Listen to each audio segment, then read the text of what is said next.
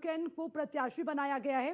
योगेंद्र जरा समझाइए, पहले हमने गाजियाबाद की स्थिति समझी, अब खैर सीट, ये भी वही सीट है जिस पर जो कांग्रेस है वो अपना उम्मीदवार उतार सकती थी। हालांकि अब सारी सीटें समाजवादी पार्टी के नाम, तो ये जो नाम सामने आया है, क्या स्थिति माने खैर में? देखिए, मैं आपको सबसे पहले खैर की स्थिति बता दूं।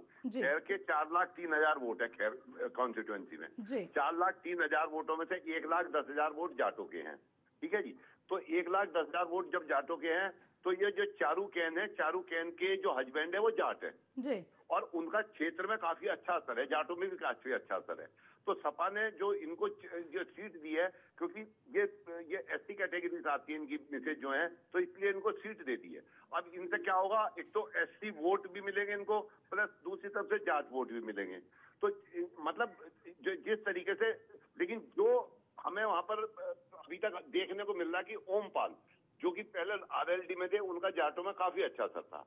अगर उनको टिकट मिलती तो भी अच्छा था, लेकिन ये भी किसी भी मायने में कम नहीं है, क्योंकि इनके ये भी काफी क्षेत्र में घूम रही हैं और काफी जो लोगों से मिल रही हैं, और इनके हिसाब से भी इनकी कंडीशन भी जो बीजेपी का कैंडिडेट है सुरेंद्र दिलेर, उसको अच्छी टक्कर देंगे जी।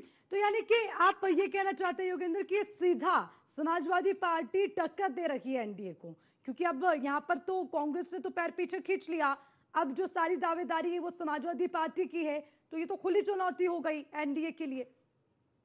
देखिए, बिल्कुल, जो पिछली बार भी यहाँ पर सपा के विजेंद्र सिंह थे सांसद के चुनाव में, दूसरी तरफ सतीश गौतम थे, तो सतीश गौतम को 1,01,000 वोट मिले और उसको सपा को मिले 1,02,000 वोट, यानी केवल 1,000 वोटों के अंतर से बीजेपी हारी। तो ऐसा नहीं है कि बीजेपी की स्थिति कमजोर है, हाँ, लेकिन अगर बीजेपी ने मेहनत नहीं करी तो कमजोर हो जाएगी। और अगर पूरी उससे लगी रहे जी जानते हैं, और कुछ एक बार लोगों में ये भी है कि जो कि हमने यहाँ से जो उसको जो विजेंद्र सिंह को जिताया था, लेकिन फिर विजेंद्र सिंह वहां से हरा दिए गए या हार गए, तो उस चक्कर में थोड़े से लोग बाग यहाँ पर नाराज हैं, जो देखने में मिल रहा है। अच्छा योगेंद्र जी, बस एक बार ये भी हमें स्पष्ट कर लीजिए कि क्या वो ऐसा कौन सा फैक्टर है जो यहाँ सबसे ज्यादा काम कर जाता है जनता के बीच में?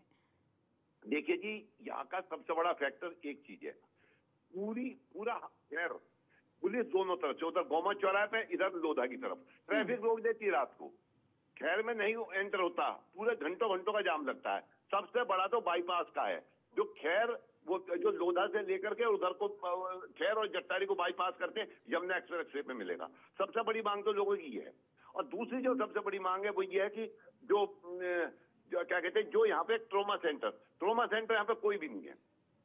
तो यानी कि योगेंद्र जी, आप ये मानते हैं कि यहाँ पर जाति से ज्यादा स्थानीय मुद्दे हैं, वो ज्यादा मतलब यहाँ पर दबाव रखेंगे, ये कहना चाह रहे हैं आप? जाति मुद्दा तो सबसे बड़ा है, क्योंकि ये पहले सीट आरएलडी की रही, क्योंकि यहाँ पे लगभग 1,10,000 वोट जाट हो गए हैं। यहाँ पे जो भी मतलब डिसाइडिंग फैक्टर होते हैं जाट और पंडित होते हैं, क्योंकि पंडित यहाँ पे 70,000 है, ठीक है, क्योंकि मुसलमान कुल 35,000 हैं, एसटी वोट कई जगहों पर बटे हुए हैं, वो भी 65,000 के करीब है। लेकिन जो सबसे बड़े डिसाइडिंग फैक्टर, जो अगर मैं जातिगत आधार पर करूं, तो जाट और पंडित हैं। और जो अगर मान लो, क्योंकि जाट तो बीजेपी के साथ भी आएंगे और उधर सपा के साथ भी आएंगे, अब देखना होगा जी क्या स्थिति बनती है। ठीक है योगेंद्र, शुक्रिया आपका तमाम जानकारी के। चलिए बढ़ेंगे आगे और इसी के साथ यूपी